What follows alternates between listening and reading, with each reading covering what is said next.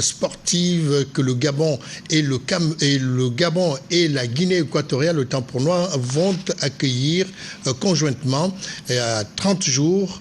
On va voir partout, dans toutes les institutions qui sont impliquées. Donc, on pose des jalons ici et là pour une meilleure réussite justement de cette compétition. C'est le cas de la CETRAG, la société d'exploitation des chemins de fer du Gabon, qui vient donc d'acquérir un certain nombre de voitures pour transporter dans les meilleures conditions les voyageurs pendant la CAN 2012. Dans cette édition d'information également, le Premier ministre, chef du gouvernement qui est rentré et qui a représenté le président de la République gabonaise, Ali Bongo Ondimba, à l'investiture du président Kabila de la RDC. Et puis, comme chaque soir, depuis que le scrutin des législatives du 17 décembre dernier a pris fin, nous vous ferons un certain nombre d'enseignements dans les différents états-majors où les gens ont voté.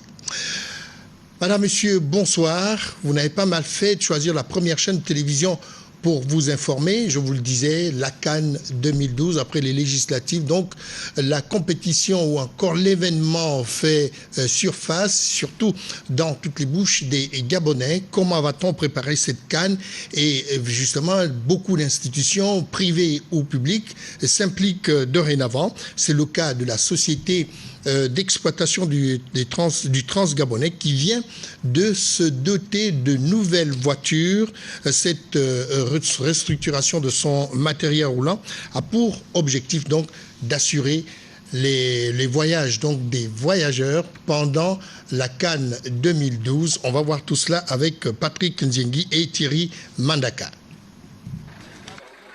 Après la réception de 2 locomotives il y a une semaine, la société d'exploitation du Transgabonais vient de doter son parc automobile de 10 nouvelles voitures flambant neuves, d'une capacité de 80 places chacune. La réception de ces voitures s'est faite en présence de son directeur général. Je crois que dès l'instant où ces wagons, ces voitures, on dit voitures pour les passagers, seront en service, je pense que ça sera des conditions de voyage et de transport qui vont être fabuleuses. Donc ça va redonner envie aux voyageurs de reprendre le train, si jamais il y en a qui ont perdu l'envie. Donc je ne sais pas combien de temps il va leur falloir exactement pour les mettre en œuvre, mais je pense que d'ici quelques jours, voire une semaine ou deux, ce train va pouvoir circuler sur les voies du Transgabonais.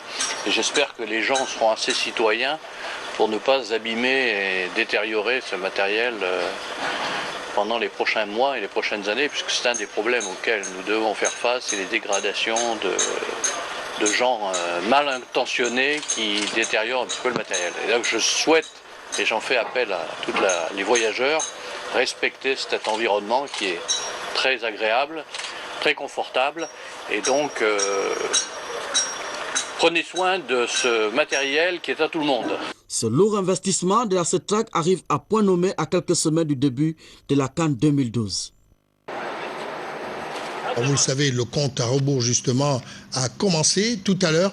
Vous aurez donc un élément préparé par la rédaction de la Une qui va nous faire état justement de ce compte à rebours, 30 jours qui restent donc pour accueillir cette cérémonie de sport continental et une cérémonie donc prestigieuse que notre pays, conjointement avec la Guinée équatoriale, accueille en ce moment. Mais pour l'instant, le Premier ministre et le chef de l'État également qui sont fortement impliqué pour la réussite de cet événement sportif. Le Premier ministre, chef du gouvernement, disais-je, était à Kinshasa pour représenter le chef de l'État Ali Bongo Ondimba à la cérémonie d'investiture de Joseph Kabila Kabange, président de la République démocratique du Congo, président élu. Voici le film justement de cet événement avec Charles Oganda Maganga, Olivier Antonio et Patrick Demabio.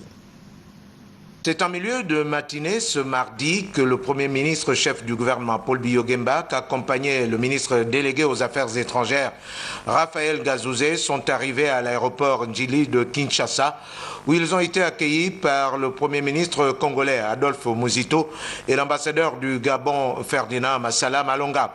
Le chef du gouvernement qui est allé représenter le président de la République Ali Bongo Ondimba à la cérémonie d'investiture du président Kabila et sa suite se sont aussitôt rendus à la Cité de l'Union africaine, théâtre de l'événement, prise d'assaut par une foule immense des populations de la ville capitale de la RDC et des invités de marque venus de plusieurs pays, parmi lesquels le président du Zimbabwe, Robert Mugabe, les chefs de mission et de représentation diplomatique qui avaient pris place dans la tribune officielle.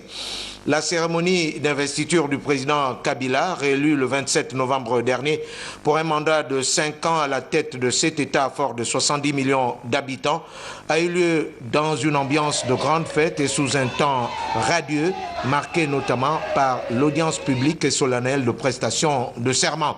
Devant les membres de la Cour suprême de justice, le président Joseph Kabila Kabange a prononcé son serment. Je jure solennellement devant Dieu et la nation d'observer et de défendre la Constitution et les lois de la République, de maintenir son indépendance et l'intégrité de son territoire, de sauvegarder l'unité nationale, de ne me laisser guider que par l'intérêt général et le respect des droits de la personne humaine, de consacrer toutes mes forces à la promotion du bien commun et de la paix, de remplir loyalement et en fidèle serviteur du peuple les hautes fonctions qui me sont confiées. Une séance de bénédiction par l'ensemble de la communauté religieuse du pays a procédé ce temps fort, suivi lui par la remise au chef de l'État des symboles et autres attributs du pays par les chefs traditionnels des 11 provinces ont transmis le pouvoir au jeune président. Un défilé militaire en guise d'honneur au chef suprême des armées a bouclé cet événement. Avant de regagner Libreville, le Premier ministre Paul Biya Oguemba a transmis au président Kabila un message de félicitations de son homologue gabonais, Ali Bongo Ondimba.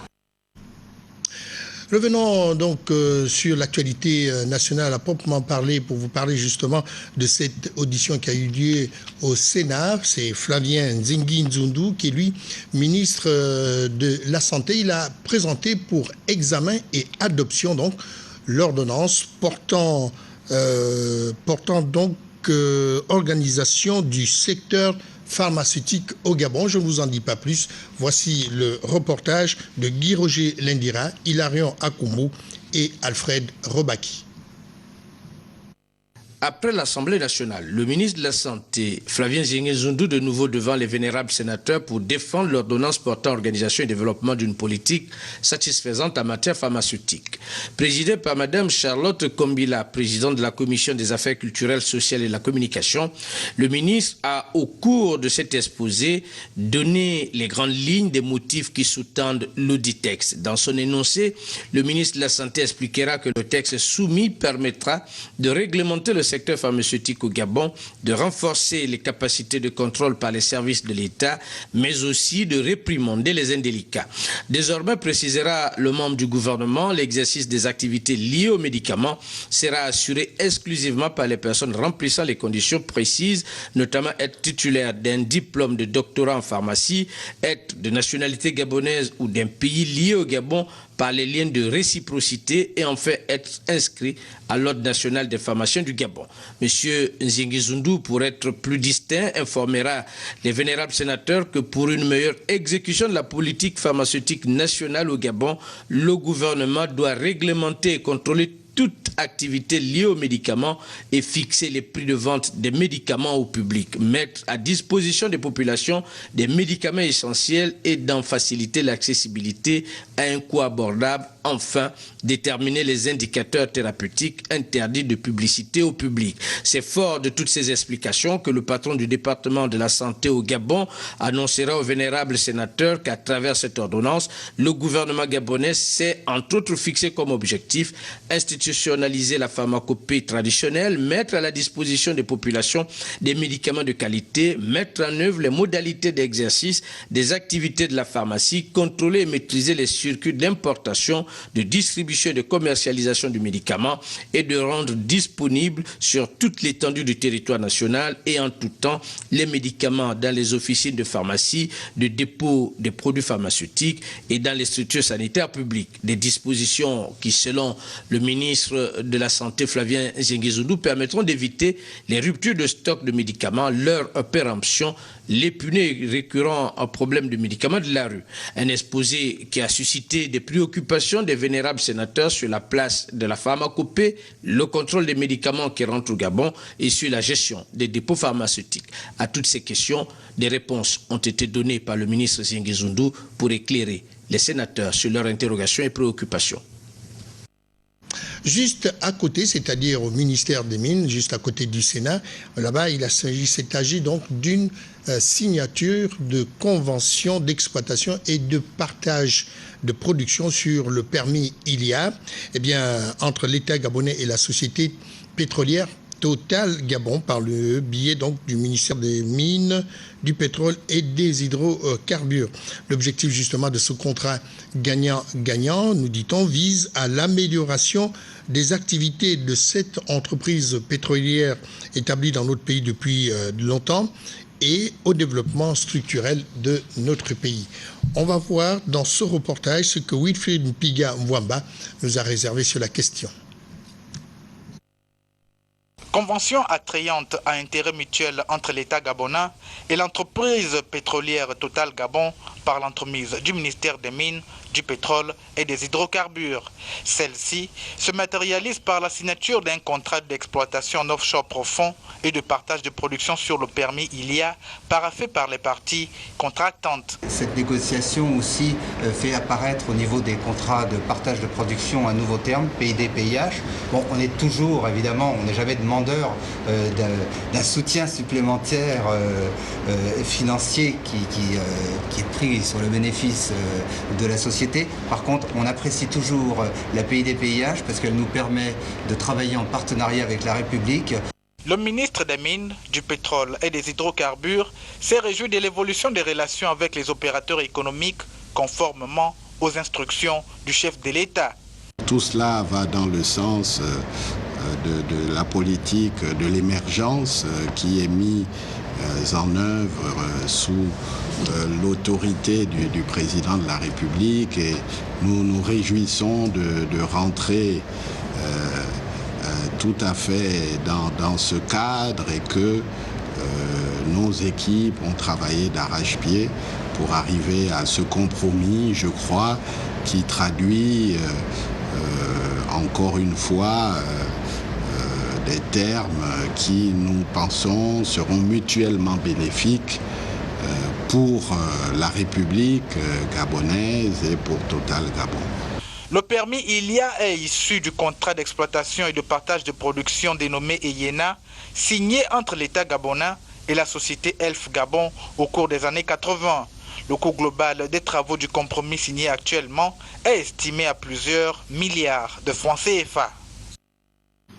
Allons-y donc au centre de la capitale gabonaise pour vous parler de cette descente du terrain du ministre de la Défense nationale, j'ai cité Rufin Pacom Nzunga, qui s'est donc rendu au camp Baraka pour toucher du doigt, bien entendu, l'état d'avancement des travaux du bâtiment qui va bientôt abriter donc la direction générale du génie militaire, des villas des professeurs du Prytanée militaire, celle des cadres sportifs et le stade du Prytanée militaire. Toute cette information avec Marie-Jo Moussavou sur des images de Victor Mondunga.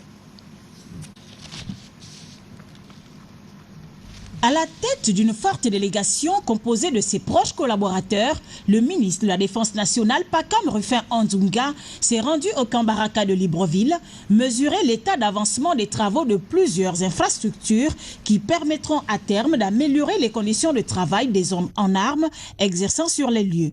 Du génie militaire au Prytanée militaire, le constat fait par le patron de la Défense nationale sur le terrain est plutôt satisfaisant.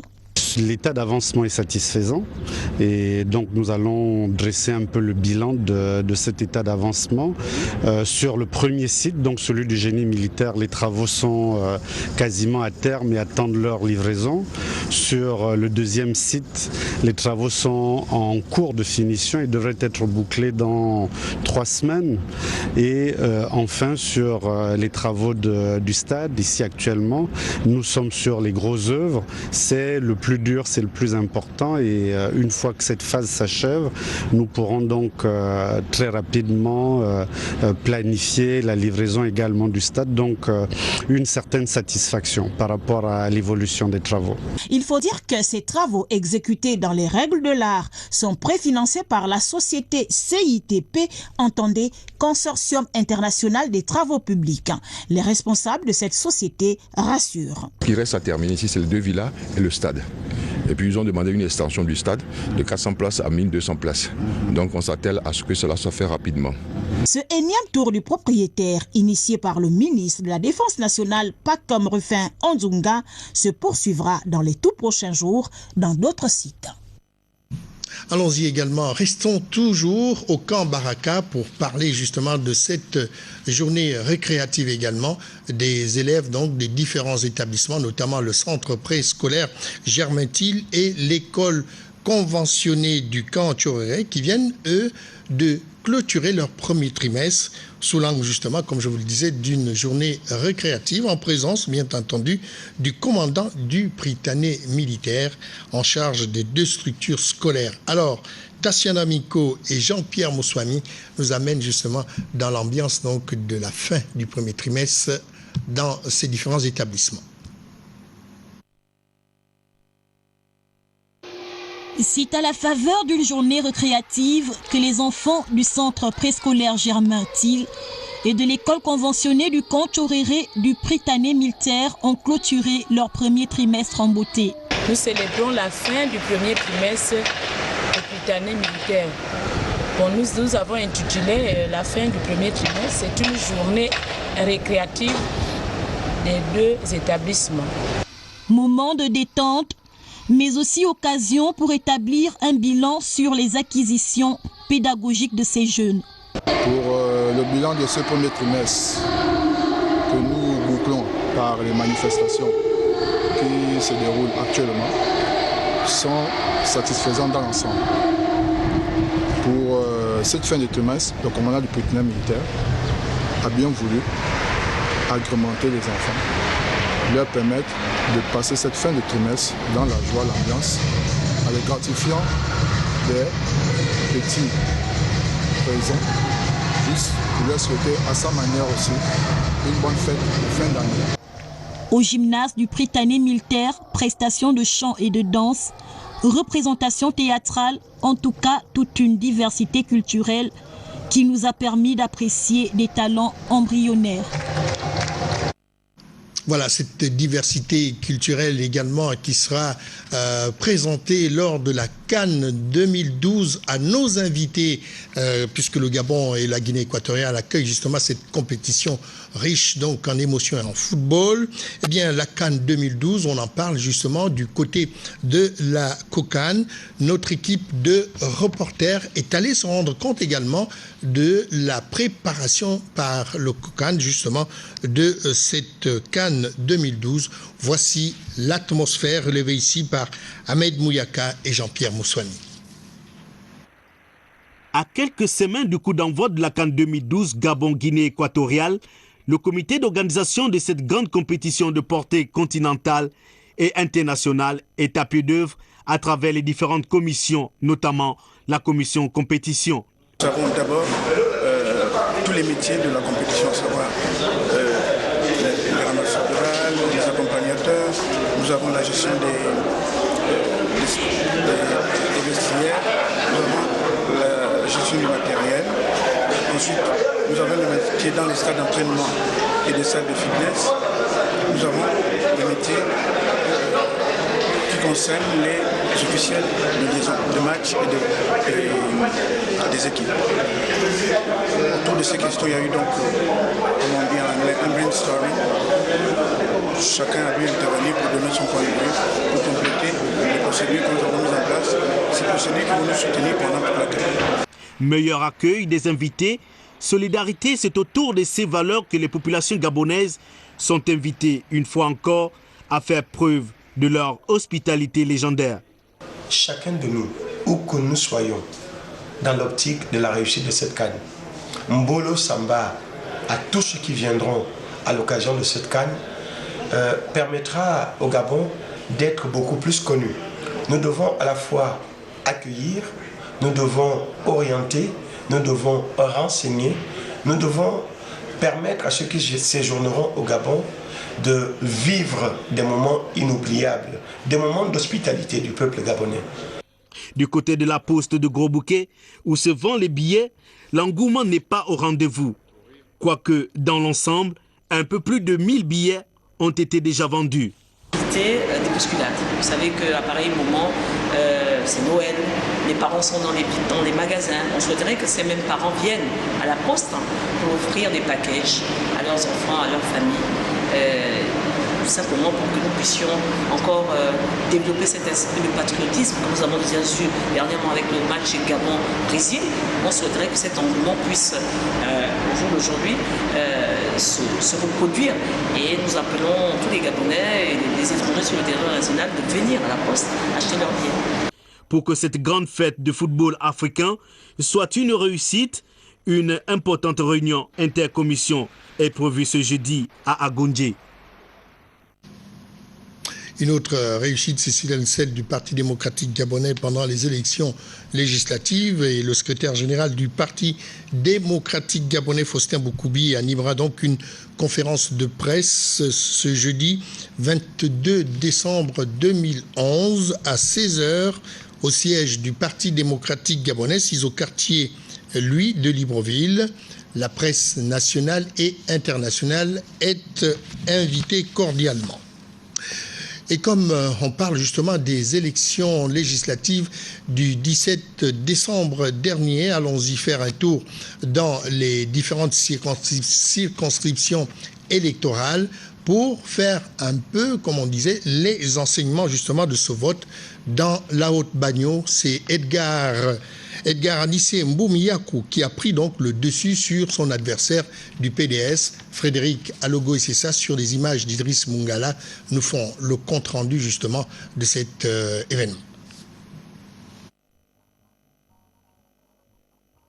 La quasi-totalité des équipes de campagne sont rentrées ou presque à Libreville pour faire le bilan au siège des différents états-majors politiques, notamment celle du PDG en ce qui concerne les candidats émergents. La moisson a été fructueuse pour les uns et infructueuse pour les autres.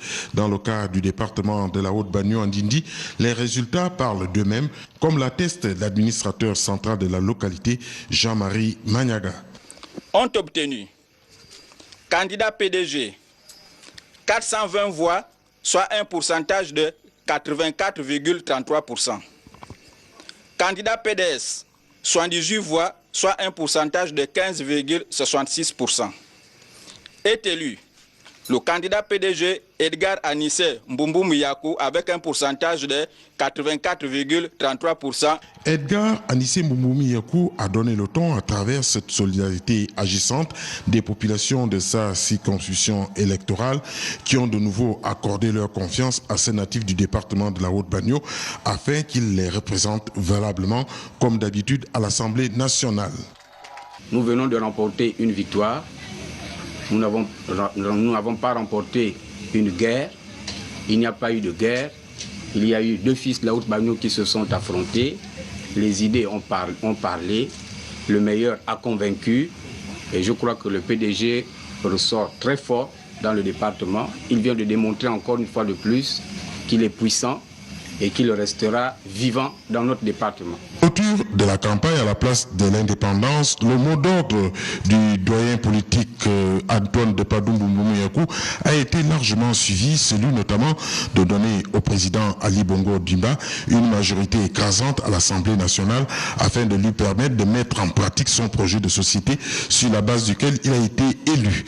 Ce fut donc la liesse populaire ici à Ndindi avec un spectacle agrémenté par un feu feux d'artifice produits par le candidat gagnant sur les bords de la Bagne, suivi d'une ambiance entretenue par un orchestre venu tout droit de Pointe-Noire au Congo voisin. Emmanuel Laté également vient de s'attribuer donc un second mandat à l'Assemblée nationale. Lui, il était au premier siège, Lac Nord, c'est sur la route Mbigné.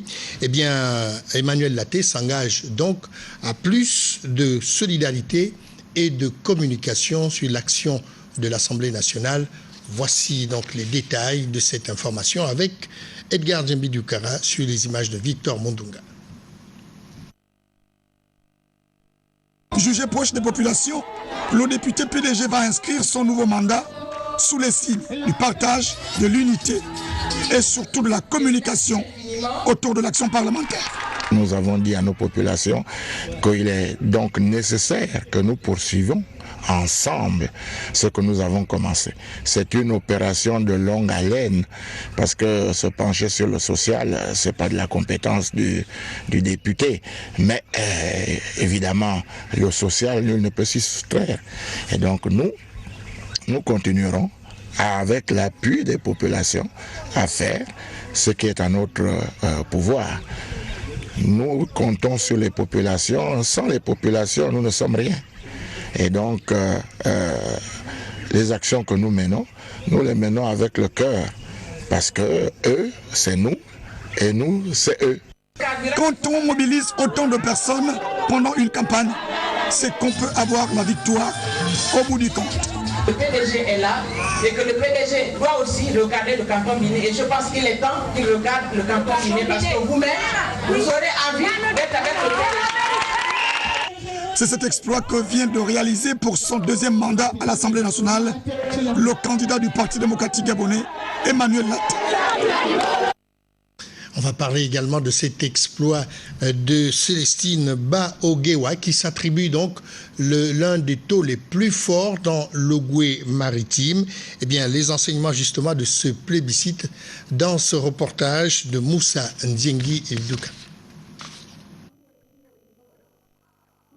Démarré le 7 décembre dernier, la campagne pour la candidate Baogewa a débuté sur des chapeaux de roue. Les meetings et causeries politiques dans le département ont été menés sous le message du choix de l'émergence, synonyme du développement du département. Si je suis ici aujourd'hui, je le dois à la seule volonté du chef de l'État, c'est-à-dire son Excellence Ali Bongo Ondimba. Meetings et causeries politiques ont connu leur paroxysme avec l'arrivée du camarade Paul Biyo-Gemba. Les populations d'Omboué et de l'ensemble des villages ont réaffirmé tout au long de cet épisode leur attachement au ticket gagnant Célestine Baogewa Modeste Biné. Après des jours de campagne qui ont conduit la candidate PDG dans tous les villages, le moment tant attendu arriva. Le préfet et beaucoup de citoyens sont allés voter pour accomplir leur devoir.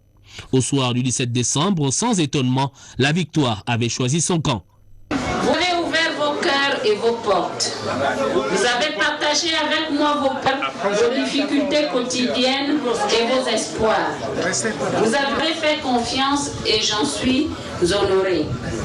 Je fais le fermement ici de ne pas trahir cette confiance si généreusement placée en ma personne. Très chers frères et sœurs, très chers papa et maman des Timoué, mes chers compatriotes, un seul mot peut traduire le sentiment Akewa Aboua.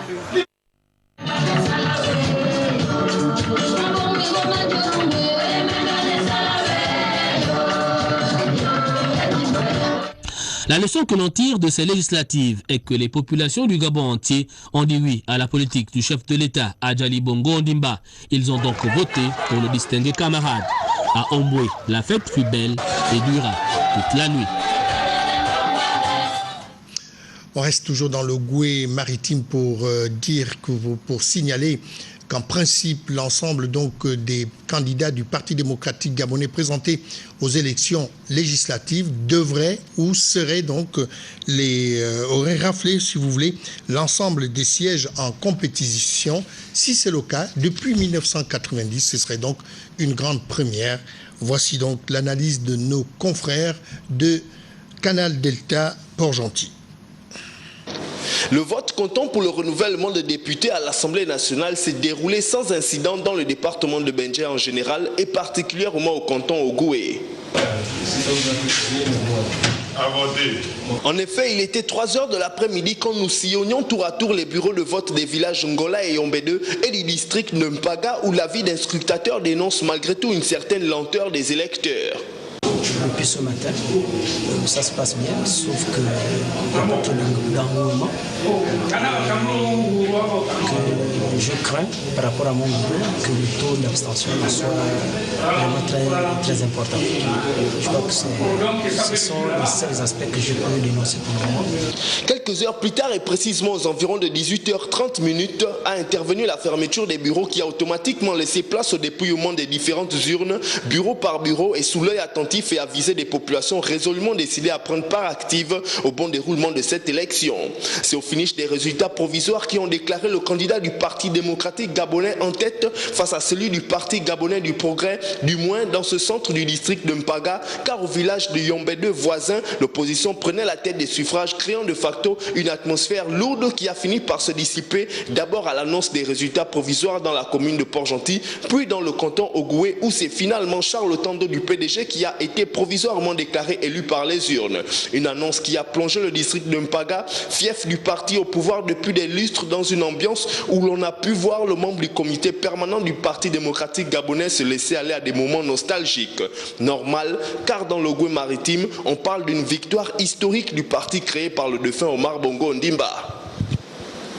Et puis dans l'Ogoué et l'Ogoué Aval, le candidat du Parti démocratique gabonais, j'ai cité le médecin général Albert Javé Njoy, rempile avec un fort taux de suffrage. Le reportage est d'Henri Nestor Javé sur des images de Tim Bouling.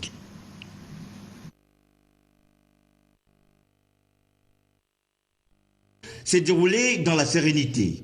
Lancé le 7 décembre dernier pour s'achever le 17 décembre du mois, jour du vote, les électeurs se sont déterminés à accorder à nouveau leur suffrage au candidat PDG, le député sortant, le médecin général Albert Javé-Njoy et son colistier Valéry Giscard Mbangila. Dans cette course au Palais Liomba, 4 formations politiques étaient sur les starting blocks. Le PDS, le PNR, le Morena et le PDG.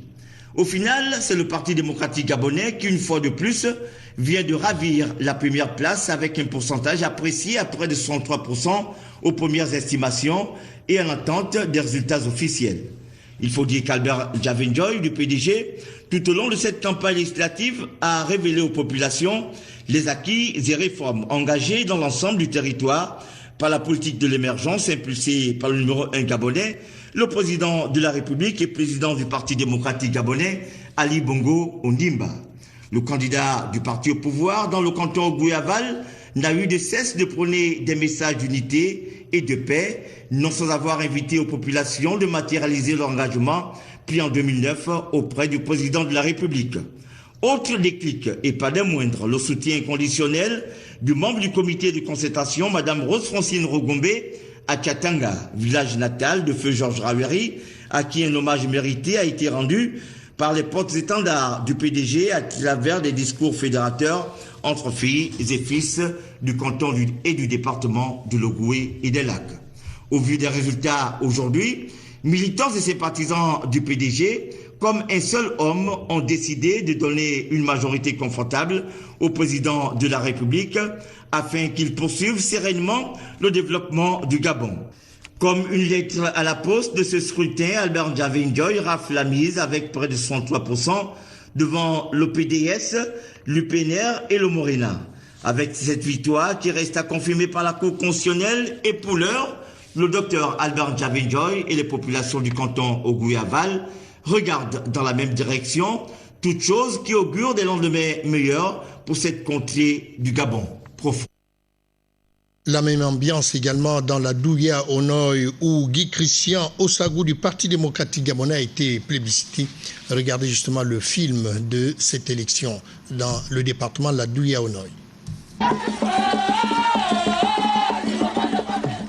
Bastion incontesté du Parti démocratique gabonais depuis 1990, le canton d'Ibadi, dans le deuxième siège du département de la Douya au Noy, n'a pas dérogé à la règle, celle de mandater pour la deuxième fois consécutive Guy Christian Ossagou à l'Assemblée nationale.